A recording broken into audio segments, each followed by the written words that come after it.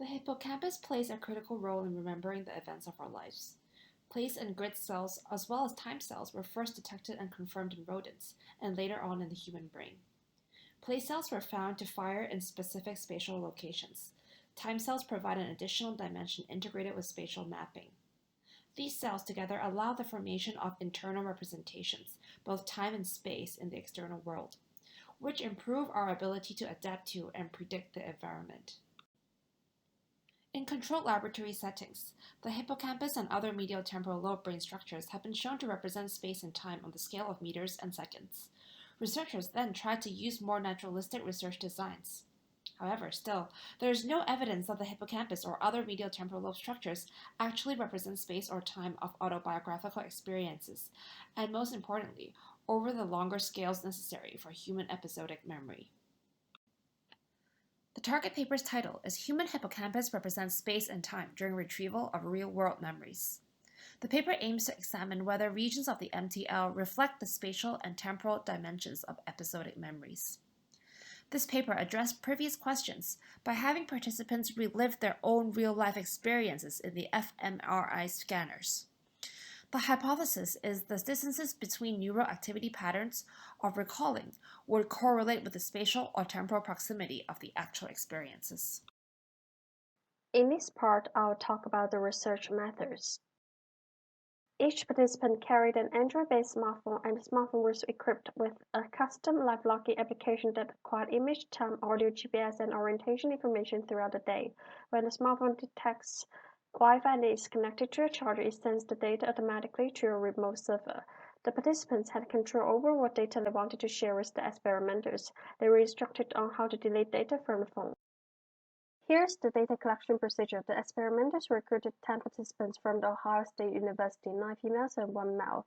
9 wore the smartphone for 1 month, and the 10th wore the smartphone for 2 weeks. The male participant did not complete the fMRI section, and the data of that was not included. At the end of each day, participants accessed their images, and they segmented their images into distinct episodes, and they also provide a brief title and description. After the experimenters collected data for 2 weeks, participants came for a weekly discrimination test. Each participant's test was based on images drawn from their own live logs. GPS coordinates were obtained from Google Maps, and MRI data were acquired on a 3D Siemens magneton Dream Team system. In the fMRI experiment, the experimenters selected 120 images from each subject's live logging data to present to the subject in the scanner. Image pairs with spatial distances less than 100 meters were excluded because these distances are below the reliability of the GPS radios in these smartphones. Image pairs with temporal distances below 15.6 hours were excluded based on prior work because of discontinuity in the spatial-temporal distance of image pairs. The images were presented in random order, and the tasks were split into 8 runs with 15 images in each run.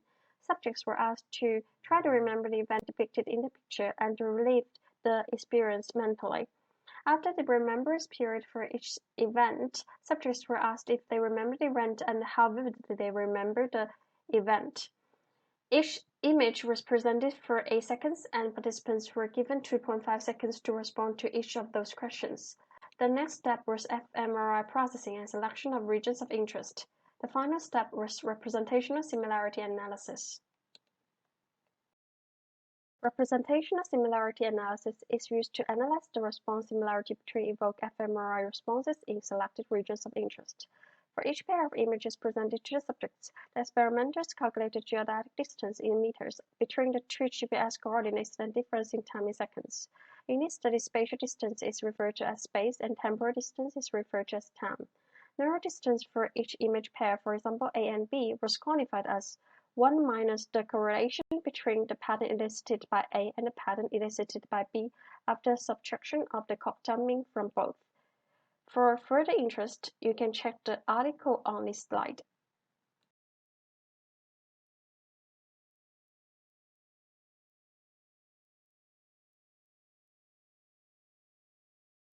Hypothesis has been tested in the target region of interest of the 8 medial temporal lobes, including hippocampus, and 2 primary visual regions.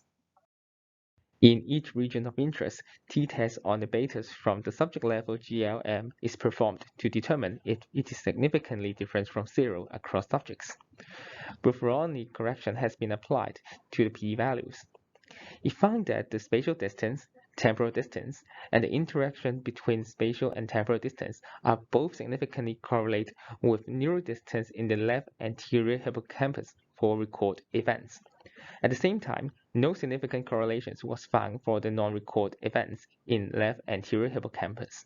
Therefore, it indicates that the left anterior hippocampus represents space and time for memories of real-life events. Also, there are no significant correlations found in the other 9 regions for both record and non-record events, indicate they are not representing space and time for memories of real-life experience. Here are the scatter plots for neural distance with other effects removed versus time and space for left anterior hippocampus. By comparing left anterior hippocampus scatter plots with other regions, left anterior hippocampus is the only region that has significant correlations. From the bar chart of the t-test result, we can see that the spatial and temporal distance are more strongly associated with neural distance in the left anterior hippocampus than either the right anterior hippocampus or the right or left primary visual cortex. For spatial distance, hippocampus allow humans to record events for the distance between 100 meters and up to 30 kilometers. While for temporal distance, humans can remember the events from the time between 15 hours and 1 month. With respect to the neural distance model, it shows that the relationship between neural activity patterns in left anterior hippocampus and space and time is unlikely caused by the simple recency and approximity effect of the image that associate episodes to be recorded.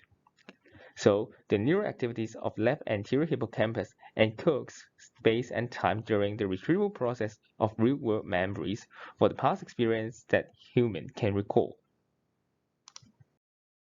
By comparing this study to related studies on rodents, humans have larger maximum scales of representation. It is because humans can travel further away in short periods of time, which rodents cannot. It shows the maximum scale of representation is not limited by biology, but experience. Having this finding of long spatial scale representation in the left anterior hippocampus, together with the well-established involvement of the posterior hippocampus in memory for shorter spatial scales, it supports the hypothesis that humans have a gradient of spatial scale along the anterior-posterior axis of the hippocampus.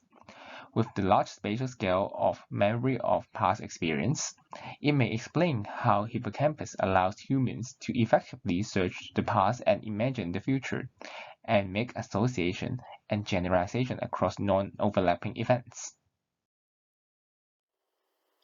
Firstly, the research gap and significance of this study is clearly stated and addressed.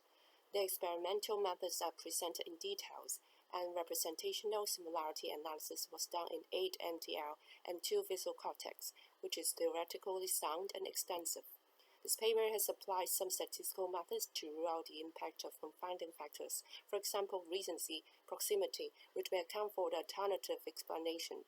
So far, no significant result was shown for these potentially confounding factors.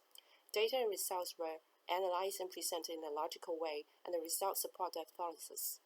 This result validated previous rodent studies for human memory and providing a potential mechanism in the hippocampus for how we weave the episodic memories in our lives. Yet there are some limitations for this study.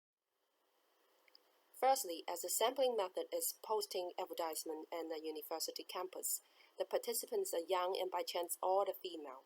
Also, the small sample size would give rise to threats to external validity, so the result may not be generalizable to other populations such as male. In addition, the paper also mentioned the limited spatial resolution of their fMRI, which prevented them from examining the roles of distinct hippocampal subfields, so they were not able to analyze the representation of space and time within events. Experimental control on stimulus materials and other alternative regions of interest will be discussed in details in the following slides. Experimental control on stimulus material could be improved, including controlling of the visual properties of each image. An image of an empty location or one that includes human faces may activate different brain regions during recall. The degree of familiarity is also a point of concern. For example, recalling a habitual visit to a cafe and recalling a particularly embarrassing event may affect the ease of recall. Moreover, prior to the fMRI measurement, participants were asked to access their images to provide a brief title and description for each. It is unknown whether these steps could have increased subjects' familiarity to the events. Lastly, subjects have full control over what data they wanted to share with the experimenters. This may potentially cause a bias to the stimulus presented. For example, they may only share pleasant or emotionally neutral experiences. Another point to make is on the regions of interest. Existing research suggests that there may be other potential regions related to autobiographical memory recall, such as the prefrontal cortex, the posterior cingulate cortex, and the temporal parietal junction. Some studies have suggested that a memory with an age of 10 to 50 days actually starts to depend on the cortex rather than the hippocampus. Another lesion study found that damage to the prefrontal cortex impairs autobiographical memory recall. The PCC may have some visual spacing and processing effects paralleling those of the MTL. The TPJ has also been associated with translating spatial allocentric memory into egocentric information. It would be interesting to see a study where these other mentioned regions were measured in tandem. Our target study includes events that happened from 15 hours up to a month ago, which is a rather lengthy temporal range within which functions may start to transition across regions. After all, we do know that we store and retrieve short-term and long-term memories at different places, but where we draw the line on recency is still unanswered. Taken together, repeating the experiment with more diverse sampling and higher resolution scans may help open the door to analysis of how memories within events are represented relative to each other and more generalizable to different populations. Somehow, the maximal scale of presentation is not limited by biology but the experience of an individual, so the temporal and spatial distance range can be written in the future study. And the greater scale of spatial representation may help Alzheimer's patients always forget experiences because they cannot get the right cue to retrieve memories with more extensive research and may provide scaffold for encoding and retrieval of autobiographical memories for patients with memory disorder in the future.